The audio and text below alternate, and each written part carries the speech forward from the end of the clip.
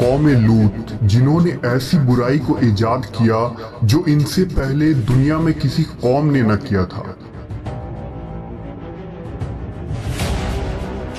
ایسی بدکاری جس کی مثال تاریخ میں کہیں نہیں ملتی۔ اس قوم نے ایسا کیا کام کیا تھا اور ان کا کیا انجام ہوا؟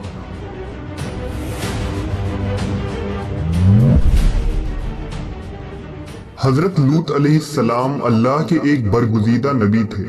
آپ کے والد کا نام ہاران تھا جو تاریخ کے بیٹے تھے۔ آپ کی پیدائش عراق کے قدیم شہر اور میں ہوئی تھی۔ اس شہر میں ابراہیم علیہ السلام کا مسکن تھا۔ دراصل لوط علیہ السلام کے والد ہاران حضرت ابراہیم کے سگے بھائی تھے، یعنی حضرت لوط علیہ السلام حضرت ابراہیم کے بھتیجے تھے۔ چونکہ حضرت لوط علیہ السلام کے والد ان کے بچپن میں ہی انتقال کر چکے تھے، لہذا حضرت لوط کو حضرت ابراہیم نے بیٹا بنا کر پالا تھا۔ آپ حضرت ابراہیم پر سب سے پہلے ایمان لانے والوں میں شامل ہیں۔ آپ حضرت ابراہیم کے زمانے میں اہل سدوم کی رہنمائی کے لیے نبوت کے منصب پر فائز ہوئے۔ حضرت لوط کے بہت سارے معجزات ہیں۔ آپ جس وقت بارش کے لیے دعا کرتے تھے تو آسمان بادلوں سے بھر جاتا اور خوب بارش ہوتی تھی۔ حضرت لوط جس پتھر پر سر رکھ کر سوتے، اس پتھر پر آپ کے سر مبارک کا نشان بن جاتا تھا۔ سدوم وہ علاقہ تھا جہاں لوط علیہ السلام مبعوث فرمائے گئے۔ سدوم کے آس پاس 5 نہایت ہی خوبصورت شہر آباد تھے، جن میں سے ہر ایک کی آبادی 1,00,000 نفوس سے زیادہ ہی تھی۔ یہ علاقے نہایت ہی سرسبز و شاداب اور قدرت کی فیاضی کا حسین شاہکار تھا۔ یہاں باغات کی کثرت تھی، لہلہاتی کھیتیاں یہاں کی ضروریات سے کہیں زیادہ تھی۔ اردن، شام اور اسرائیل کے درمیان بسا ہوا یہ علاقہ نہایت ہی زرخیز تھا۔ وہاں طرح طرح کے اناج، پھل، میوے بکثرت پیدا ہوتے تھے، اور یہی وجہ تھی کہ آس پاس کے بستیوں کے لوگ بھی اپنی معاشی اور غذائی ضرورت کے لیے ان بستیوں کی طرف آتے تھے۔ مگر یہ بات اہل سدوم کے لوگوں کو بالکل بھی پسند نہ تھی۔ ان کے خیال میں ان کی بستیوں میں پیدا ہونے والے پھلوں، اناجوں اور سبزیوں پر صرف ان کا ہی حق تھا۔ وہ نہیں چاہتے تھے کہ دوسری بستیوں کے لوگ ان کے علاقے میں آئیں۔ ایک دن سدوم کے لوگ اس بات پر غور و فکر کر رہے تھے کہ باہر سے آنے والے لوگوں کو یہاں آنے سے آخر کیسے روکا جائے، کہ ابلیس ایک بزرگ کی شکل میں ان کے محفل میں آیا اور کہا، اگر تم ان سے پیچھا چھڑانا چاہتے ہو تو میرے کہنے پر عمل کرو۔ اس اجنبی بزرگ کی بات لوگوں نے بہت توجہ سے سنی۔ ابلیس نے کہا، میں کل بتاؤں گا۔ دوسرے دن ابلیس ایک خوبصورت جوان لڑکی کی بھیس میں آیا اور انہیں اپنی عورتوں کے بجائے مردوں کے ساتھ فعل بد کرنا سکھایا۔ ابلیس نے کہا کہ اگر تم ان بستیوں کے لوگوں سے نجات چاہتے ہو جو تمہاری بستی میں آ جاتے ہیں تو ایسا کرو کہ جب بھی کوئی شخص تمہارے علاقے میں آئے تو تم لوگ زبردستی اس کے ساتھ اپنی خواہش پوری کرو۔ اس طرح یہ لوگ اس بستی میں آنا چھوڑ دیں گے۔ اپنی نفسانی خواہشات کے لیے مردوں سے بدفعلی اس قوم کا دستور بن گیا تھا۔ یہاں بے حیائی عام ہو گئی تھی۔ حکمراں، سردار، رؤسا، ہر طبقے میں گھر گھر یہ عمل پھیل گئی تھی۔ بھری محفل میں یہ لوگ اس فحاشی کے کام کو کر کے خوش ہوتے تھے۔ کوئی بھی محفل اس کام کے بغیر ادھوری سمجھی جاتی تھی۔ خاص کر مسافروں میں سے کوئی خوبصورت لڑکا ہوتا تو یہ لوگ اسے اپنا شکار بنا لیتے۔ تلمود میں لکھا ہے کہ اہل سدوم اپنی روزمرہ کی زندگی میں سخت ظالم، دھوکے باز اور بد معاملہ تھے۔ کوئی مسافر ان کے علاقے سے بخیریت نہ گزر سکتا تھا۔ کوئی غریب ان کی بستیوں سے روٹی کا ایک ٹکڑا نہ پا سکتا تھا۔ بارہا ایسا ہوتا تھا کہ باہر کا آدمی ان کے علاقے میں پہنچ کر فاقوں سے مر جاتا اور یہ اس کے کپڑے اتار کر اس کی لاش کو برہنہ دفن کر دیتے۔ اپنی وادی کو انہوں نے ایک باغ بنا رکھا تھا جس کا سلسلہ میلوں تک پھیلا ہوا تھا۔ اس باغ میں وہ انتہائی بے حیائی کے ساتھ اعلانیہ بدکاریاں کرتے تھے۔ حضرت لوط علیہ السلام نے انہیں توحید کی دعوت دی اور بدکاری کے اس گھنونے عمل سے توبہ کرنے کا حکم دیا۔ حضرت لوط نے کہا، تم بے حیائی کیوں کرتے ہو؟ क्या तुम औरतों को छोड़कर लज्जत हासिल करने के लिए मर्द की तरफ माइल होते हो? हकीकत यह है कि तुम अहमक लोग हो। हजरत लूत अहले सदूम को दिन रात वाज और नसीहत किया करते, लेकिन कौम पर इसका कोई असर न हुआ, बल्कि वो बहुत फखरिया अंदाज में ये काम करते थे। उन्हें हजरत लूत का समझाना भी बुरा लगता था, लिहाजा उन्होंने साफ साफ कह दिया कि अगर तुम हमें इसी तरह बुरा कहते रहे और हमारे कामों में मदाखलत करते रहे तो हम तुम्हें अपने शहर से निकाल देंगे। हजरत लूत ने नसीहत और तबलीग का सिलसिला जारी रखा, लिहाजा एक दिन अहले सदूम ने खुद ही अजाब इलाही का मुतालबा कर दिया।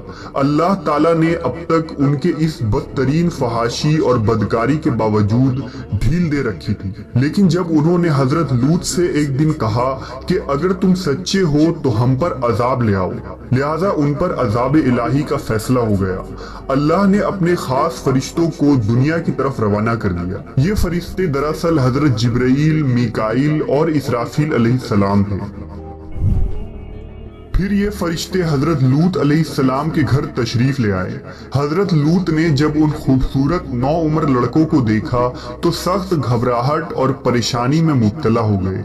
उन्हें यह खतरा महसूस हुआ कि अगर उनके कौम के लोगों ने उन्हें देख लिया तो न जाने वो उनके साथ क्या सलूक करेंगे।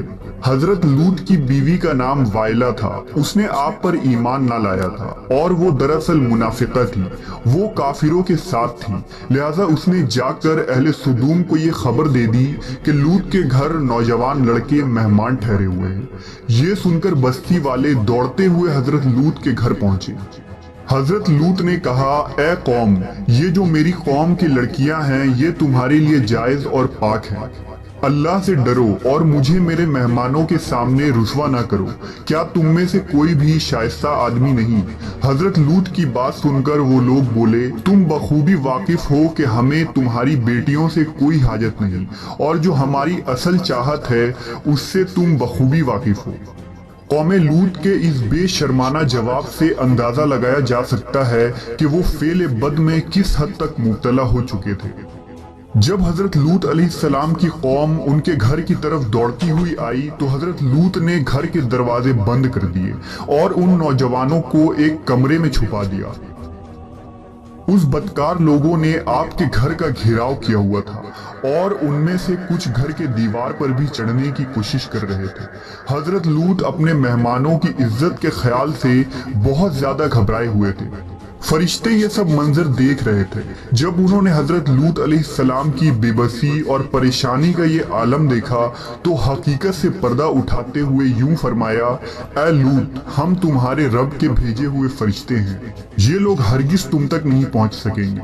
अभी कुछ रात बाकी है तो अपने घर वालों को लेकर चल दो और तुम में से कोई शख्स पीछे मुड़कर ना देखे।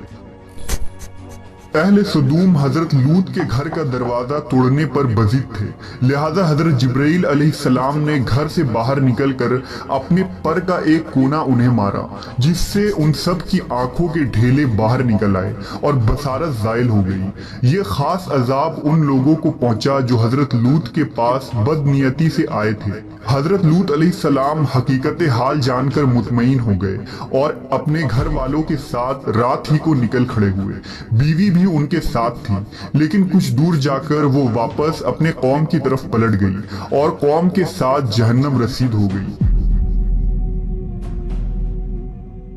सुबह का आगाज हुआ तो अल्लाह के हुक्म से हजरत जिब्राइल ने बस्ती को अपने पर से उखाड़ दिया और फिर अपने बाजू पर रखकर आसमान पर चढ़ गए। यहाँ तक कि आसमान वालों ने बस्ती के कुत्ते के भौंकने और मुर्गों के बोलने की आवाजें सुनी। फिर उस बस्ती को जमीन पर दे मारा, जिसके बाद उन पर पत्थरों की बारिश हुई। हर पत्थर पर मरने वालों का नाम लिखा हुआ था। जब ये पत्थर उनको लगते तो सर पाश पाश हो जाते। सुबह सवेरे शुरू होने वाला ये अजाब इशराक तक पूरी बस्ती को नेस्तो नाबूद कर चुका था। قوم لوط کی ان خوبصورت بستیوں کو اللہ نے ایک انتہائی بدبودار اور سیاہ جھیل میں تبدیل کر دیا، جس کے پانی سے رہتی دنیا تک کوئی فائدہ نہیں اٹھایا جا سکتا۔ سمندر کے اس خاص حصے میں کوئی جاندار، مچھلی، میڈک وغیرہ زندہ نہیں رہ سکتے، اس لیے اسے ڈیڈ سی یعنی بحر مردار کہا جاتا ہے، جو اسرائیل اور اردن کے درمیان واقع ہے۔ ماہرین آثار نے 10 سالوں کی تحقیق و جستجو کے بعد اس تباہ شدہ شہر کو دریافت کیا تھا۔ تحقیقات سے پتہ چلا تھا کہ اس شہر میں زندگی بالکل ختم ہو چکی ہے۔ اس شہر کے راستے اور کھنڈرات کو دیکھ کر آرکیولوجسٹ نے یہ اندازہ لگایا کہ جب یہ شہر تباہ ہوا تو اس وقت لوگ روزمرہ کے معمولات کے کاموں میں مشغول تھے اور یہاں زندگی اچانک ختم ہو گئی تھی۔ اہل سدوم جنہیں پتھر بنا دیا گیا تھا، ان کے بت ابھی تک بحر مردار کے پاس موجود ہیں، جو تا قیامت لوگوں کے لیے ایک عبرت ہے۔ آج یورپی ممالک میں انسانی آزادی کے نام پر اس بدکاری کی اجازت دی جاتی ہے اور اس فحش عمل کو فخر سمجھا جاتا ہے، مگر حقیقت یہ ہے کہ ہم جنس پرستی بالکل فطرت کے خلاف ہے، جس سے انسانی معاشرہ تباہ و برباد ہو جاتا ہے۔ روایتوں کے مطابق ایک مرتبہ حضرت سلیمان علیہ السلام نے شیطان سے پوچھا کہ اللہ کے نزدیک سب سے بدترین عمل کیا ہے؟ ابلیس بولا، جب مرد مرد سے بدفعلی کرے اور عورت عورت سے خواہش پوری کرے۔